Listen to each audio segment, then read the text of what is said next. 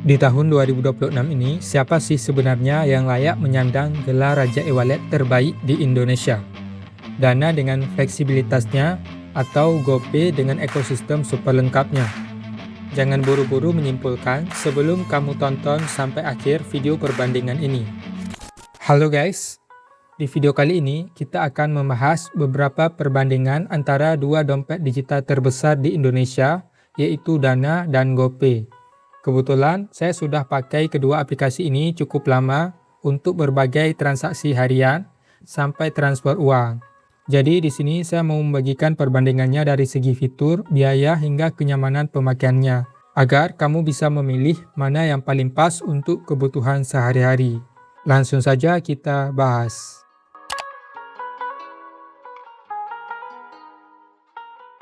Untuk saat ini, aplikasi Dana hanya memberikan 10 kali gratis transfer ke rekening bank dengan syarat minimal transfer 10.000.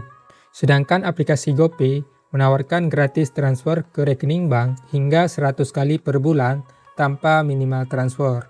Lalu untuk biaya top up dari berbagai bank atau platform lainnya, baik di aplikasi Dana dan juga aplikasi GoPay, ada yang gratis dan ada yang dikenakan biaya. Untuk memastikannya, kita bisa cek dulu sebelum melakukan top up ataupun isi saldo. Dan untuk biaya admin saat mencairkan saldo atau tarik tunai, baik di aplikasi Dana dan juga aplikasi GoPay, ketentuannya juga berbeda-beda. Ada yang gratis dan ada yang dikenakan sejumlah biaya. Kurang lebihnya seperti halnya top up ataupun isi saldo.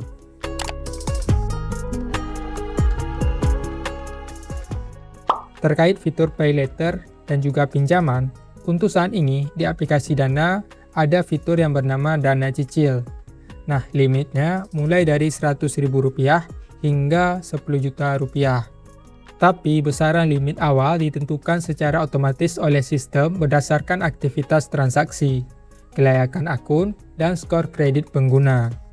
Sedangkan di aplikasi GoPay ada yang namanya GoPay Pinjam dan juga GoPay Later. Singkatnya, untuk GoPay Pinjam, uang akan ditransfer langsung ke rekening bank si peminjam dengan nominal tertentu sesuai ketentuan pihak GoPay. Dan untuk GoPay Later, yaitu sistemnya cicilan atau layanan seperti pada umumnya beli sekarang, bayar nanti, dengan limit dan segala bentuk ketentuan dari pihak GoPay. Uang yang kita simpan di e-wallet GoPay dan Dana ternyata bisa berkembang atau mendapatkan sejumlah keuntungan jika ditabung pada fitur yang tersedia di kedua platform tersebut. Untuk pengguna GoPay, ada fitur GoPay Simpanan yang memberikan keuntungan hingga 3,25% jika menabung di fitur tersebut. Sedangkan di Dana, ada fitur Dana Plus yang memberikan imbalan hingga 4,59% per tahunnya jika kita menabung di sana. Tentunya, kedua fitur ini punya syarat dan ketentuannya masing-masing. Jadi, pelajari dulu sebelum menggunakannya. Oh ya guys, selain Dana Plus, di aplikasi Dana ada juga fitur untuk menyimpan uang yang dinamakan Dana Goals.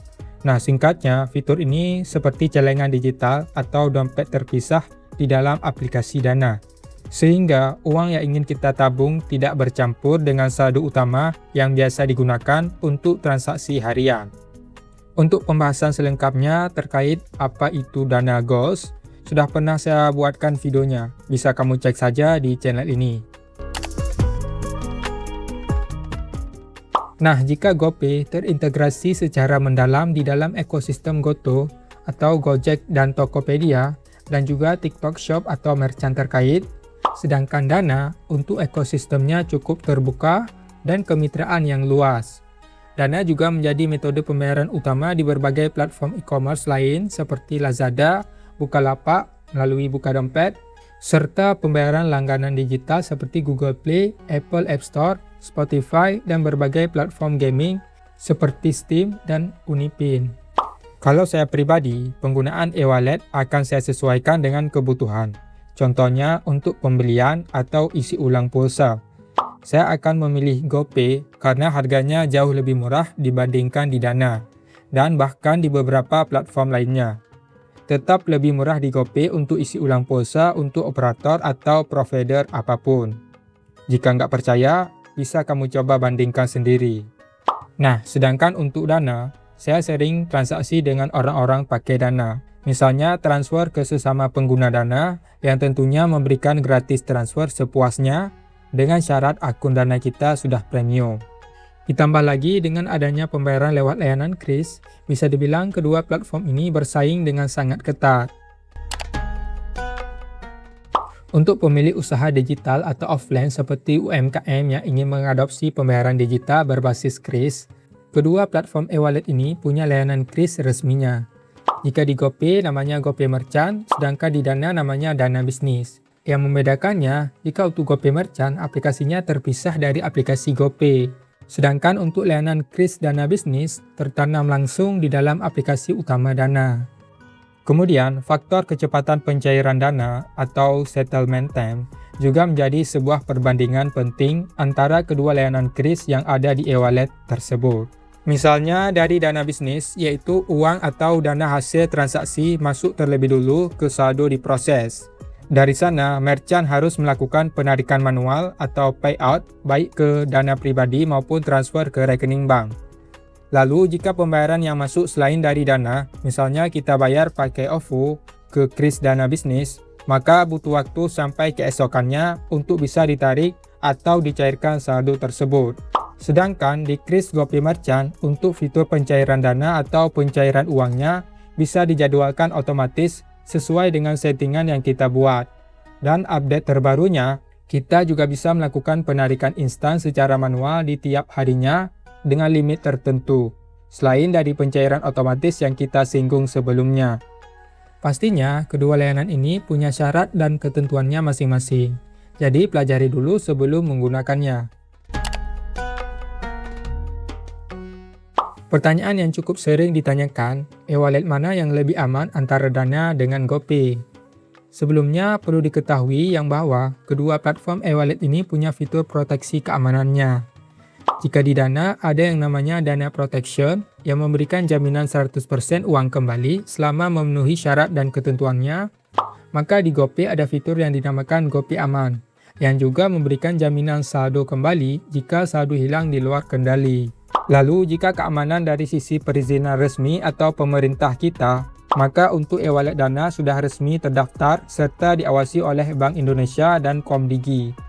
Sedangkan GoPay terdaftar di Bank Indonesia dan diawasi OJK. Kemudian, gimana dengan kasus-kasus saldo hilang dari kedua e-wallet tersebut? Apakah itu membuktikan bahwa keduanya nggak benar-benar aman untuk digunakan ataupun menyimpan uang di sana? Terkait masalah semacam ini, perlu kita telusuri lebih dalam lagi. Sebab kasus saldo yang hilang itu pasti punya riwayatnya. Terkadang ada pengguna yang jadi korban penipuan, tapi yang dikasih tahu ke publik, saldo hilang tanpa sebab. Pas kita telusuri, ternyata murni dari kesalahan atau kelalaian dari si penggunanya. Misalnya, jadi korban penipuan link phishing, investasi bodong, dan semacamnya. Kerugian yang kita alami tentu akan mendapatkan jaminan saldo kembali selama penyebab dari permasalahannya jelas kesalahan dari platform e-wallet, baik di Dana atau GoPay. Dan tentunya bisa kita buktikan kesalahannya dari riwayat transaksi di akun e-wallet kita.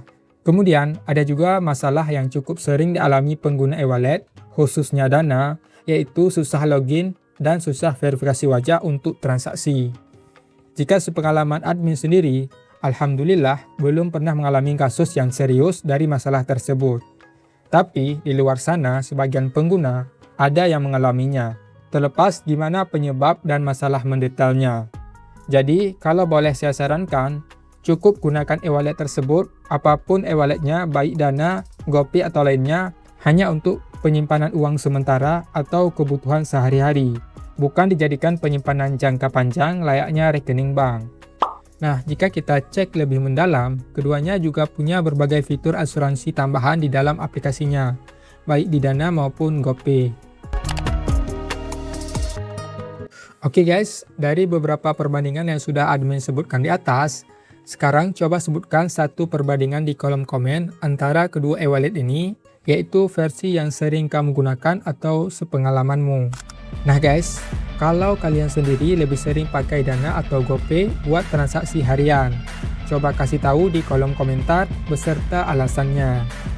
Jadi guys, itulah dia beberapa perbandingan antara GoPay dan Dana terbaru versi channel sharing tutorial. Demikianlah video kali ini, semoga bisa bermanfaat dan apabila ada pertanyaan, tulis aja di kolom komentar. Sampai jumpa di video selanjutnya.